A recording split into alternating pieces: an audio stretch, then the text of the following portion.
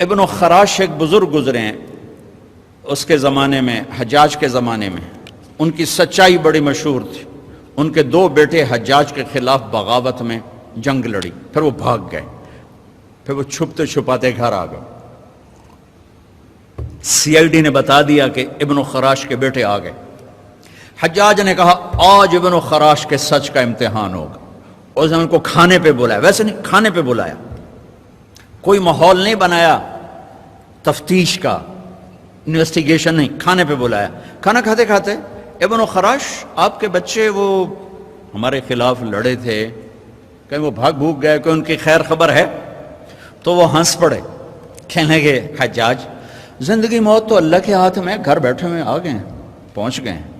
کہا سلام کرتا ہوں، سلام کرتا ہوں، آپ کو آپ کے بچے گفٹ کرتا ہوں، اگر آپ جھوٹ بولتے تو آپ تینوں کی گردن اڑا دیتے۔ سلام کرتا ہوں، آپ کو آپ کے بچے مبارک ہو۔ کہ میرے نبی نے کہا میرا امتی ہر عیب کر سکتا ہے، جھوٹ نہیں بول سکتا، دھوکہ نہیں دے سکتا۔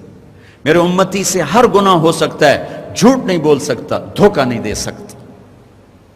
دیکھو میرے دفتر، میرے ملک کے بازار، میرے ملک کی منڈیاں، دھوکہ اور خیانت اور بددیانتی چند ٹکوں کے پیچھے، چند ٹکوں کے پیچھے۔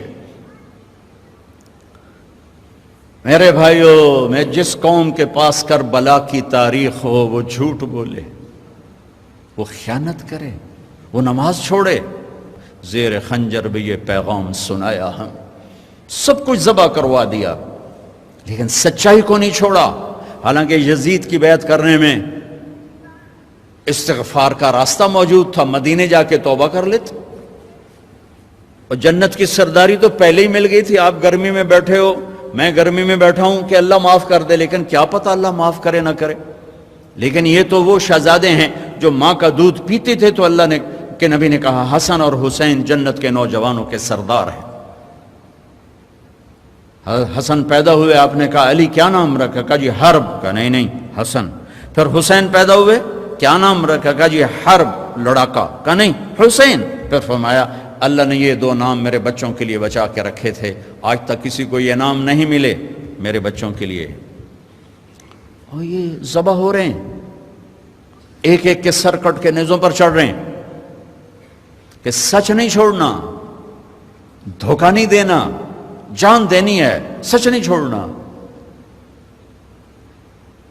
چلو وہ تو بڑے عالی مقام اہل البیت تھے، آپ کو یزید کے بیٹے کی نہ سنو؟ معاویہ بن یزید 22 برس کی عمر میں حکمران بن گیا، جو کہ اس کا باپ 41 سال کی عمر میں مر گیا۔ 3 بر اعظم پہ حکومت، 3 بر اعظم پہ حکومت، 3 بر اعظم پر، اور 22 برس کی پاگل پن کی عمر، 40 دن حکومت کی، اور سارے بنو امیہ کو اکٹھا کیا اور کہا لوگو میرا باپ ظالم تھا، جبار تھا، اس نے اہل البیت کا خون بہایا، جس کرسی کے نیچے حسین کا خون ہو میں اس پہ لعنت بھیجتا ہوں، یہ تمہاری حکومت ہے، جس کو چاہتے ہو دے دو، میں یہ جا رہا ہوں۔ 3 بر اعظم کی حکومت چھوڑ کے گھر بیٹھ گیا، اور اس کا جنازہ نکلا، وہ خود نہیں نکلا۔ وہ میرا دفتر کا کلرک 100 روپے کے پیچھے ایمان بیچتا ہے، ریڑھی والا 10 روپے کے پیچھے ایمان بیچتا ہے۔ بددیانتی یہی تمہارے فیصل آباد کا قصہ ہے۔ میں واک کر کے آ رہا تھا فجر کی بات، تو میری نظر پڑی ایک ریڑھی والا، سفید داڑھی پگڑی، دور سے مجھے نظر آیا، بڑا پیارا لگا۔ جب میں قریب گزرا تو میں نے اس کو یوں دیکھا، اچھا لگا، تو وہ رو رہا تھا، یوں ایک ہاتھ اس کا ریڑھی پر تھا، ایک ہاتھ اس کا پیٹی پر تھا، یوں کھڑا ہوا اور خاموش، ساز خاموش ہیں فریاد سے معمور۔ تو میری نظروں میں تو پہلے سے تھا، جو کہ داڑھی پگڑی سے میں بڑا خوش ہو رہا تھا۔ تو میں نے کہا بزرگو کیا ہوا، آپ کیوں رو رہے ہیں؟ تو اس نے وہ پیٹی یوں کر دی، سیبوں کی پیٹی تھی، اوپر کی لیئر میں سیب ٹھیک تھے، نیچے سارے گلے ہوئے سیب تھے۔ مجھے کوئی اردو سپیکنگ لگتا تھا، چونکہ اس کا لہجہ بڑا خوبصورت تھا، مجھ سے کہنے لگا بیٹا میں بہت غریب ہوں۔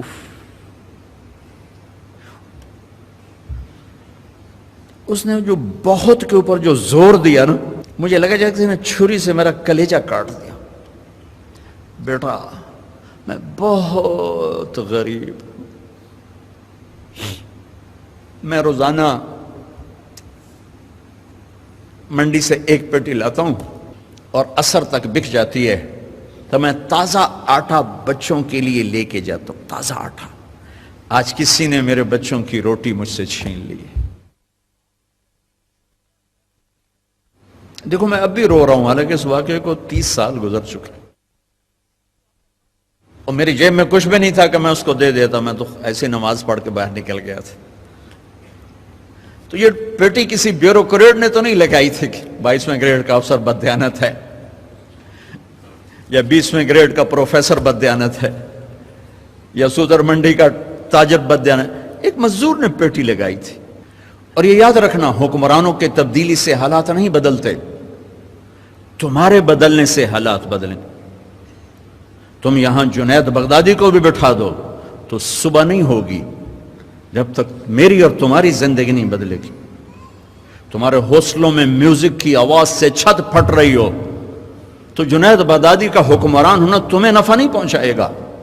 ہمارے دفتروں میں کلرک سے لے کر سیکٹری تک رشوت لے رہا ہو تو اولیاء کرام کی حکومت سے تقدیر کے فیصلے نہیں بدلیں گے۔ بنو امیہ کے حکمران ظالم تھے، لیکن اسلامی فتوحات کا دائرہ پھیل رہا تھا چونکہ عوام اللہ کے بڑی محبت کرنے والے تھے، اللہ پہ مرمٹنے والے تھے، اللہ پہ قربان ہونے والے تھے۔ میرے بھائیوں، اپنے آپ کو بدلنے سے شروع کرو۔ چھوٹا سا وظیفہ بتایا، سچ اور دیانت، سچ اور دیانت، چھوٹا سا وظیفہ بتا، اپنے سے شروع کرو۔ سیاستدان برے ہیں، پہلے کون سے اچھے رہیں؟ حکمران برے ہیں، وہ برا ہے، وہ برا ہے۔ اگر تم اوروں کی برائی دیکھو گے تمہیں کوئی اچھا نظر ہی نہیں آئے گا، اپنی برائی دیکھو گے تو تمہیں سارے اچھے نظر آئیں گے۔ تجھے کیوں فکر ہے اے گل دلے صد چاک بلبل کی، تو اپنے پیرہن کے چاک تو پہلے رفو کر لے۔ اوروں کی کمیاں نہ دیکھو، اپنی دیکھو، اپنے من میں ڈوب کر پا جا سراغ زندگی۔ دل دریاں سمندروں ڈوگے کون دلاں دیاں جانے ہو، وچے بیڑے وچے جھیڑے وچے ونج مہانے ہو۔ اپنے اندر اپنے عیب تلاش کرو، تمہیں سارے اچھے نظر آئیں گے۔ یہاں سے جاؤ، سچائی لے کر جاؤ، دیانت لے کر جاؤ۔ یہ حکمرانوں کے قانون نافذ کرنے سے سچ نہیں آتا، حکمرانوں کی دیانت نافذ کرنے سے دیانت نہیں آتی۔ تیرا دل حکمران ہوگا سچائی کے ساتھ، دیانت کے ساتھ، تب دیانت ہوگی۔ میرے عزیزو، اپنی زندگی کو خوبصورت بنانا ہے اور اللہ کو خوبصورت نظر آنا ہے، اپنے حبیب کی زندگی اپناؤ اور سچائی اور دیانت۔ اور ایک آپ کے گھر کی زندگی سے متعلق بات ہے، اپنے گھروں میں محبت کی فضا قائم کرو، خاوند اور بیوی محبت کی فضا بناؤ، ماں باپ اولاد محبت کی فضا بناؤ، دفتر یونیورسٹی آفیسز کلاسز محبت کی فضا بناؤ۔ شدت اور سختی اور ٹانٹنگ اور طنز یہ زندگیوں کو ویران کر دیتے ہیں۔ میرے نبی نے محبت کا سبق سکھایا، میرے نبی نے محبت کا درس دیا۔ میرے نبی نے فرمایا اسلام کا سب سے مضبوط عمل وہ آپس میں اللہ کے لیے محبت کرنا ہے۔ اسلام کا سب سے مضبوط عمل وہ آپس میں اللہ کے لیے محبت کرنا ہے۔ محبت کرنا سیکھو، نہ مذہب کے نام پہ لڑو، نہ سیاست کے نام پہ لڑو، نہ کرسی پہ لڑو۔ اختلاف کرو، لڑو نہیں، اختلاف کرو، لڑو نہیں۔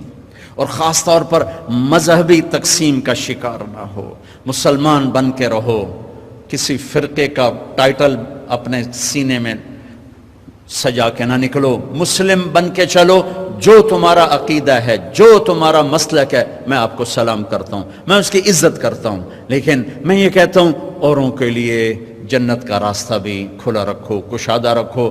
صرف ہم نے جانا ہے اور کوئی جنت میں نہیں جا سکتا، تے ویلی جنت دا اللہ چار پاونا۔ ہر فرقے والا کہہ رہا بس اسی جنتیاں باقی تو سارے دوزخی ہیں. وہ اللہ کی جنت بڑی وسیع ہے. کھلا سین کھلے دل رکھو, مسلم بن کے رہو, مسلم بن کے رہو, سب کے لیے دل کشادہ رکھو, کسی تعصب کا شکار نہ ہو, کسی فرقہ واریت کا حصے دار نہ بنو, کسی فرقہ واریت پر مشتمل تقریر کو نہ سنو, ورنہ تم بچے ہو بہک جاؤ گے. قرآن خود پڑھو, قرآن خود پڑھو, ترجمہ پڑھو لکھے ہوئے ہیں, اپنے نبی کی سیرت پڑھو لکھی ہوئی ہے, خود پڑھو, تمہیں پتہ چلے گا کہ یہ ممبر سے صحیح بیان کیا جا رہا ہے یا غلط بیان کیا جا رہا ہے, یہ امت کو توڑنے والا ہے کہ جوڑنے والا ہے.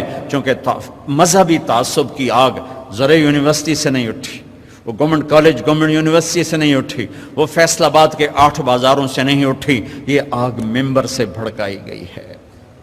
اس کے قصوروار پروفیسر نہیں ہیں, عوام نہیں ہیں, اس کے قصوروار ممبر والے ہیں, ممبر والے ہیں. جو ممبر محبت کے لیے تھا وہی ممبر نفرت کی آگ آگ آگ.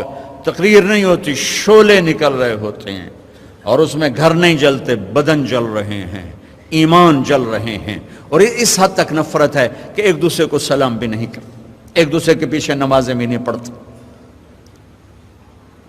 تو بھائیو میرے عزیزو, اس نفرت کے ساتھ اللہ کی قسم ہم اللہ کی نظروں سے گر جائیں گے.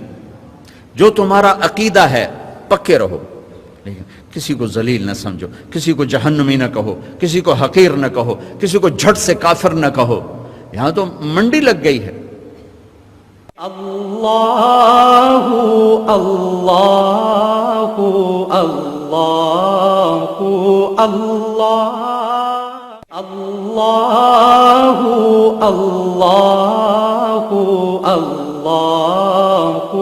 اللہ اللہ اللہ اللہ اللہ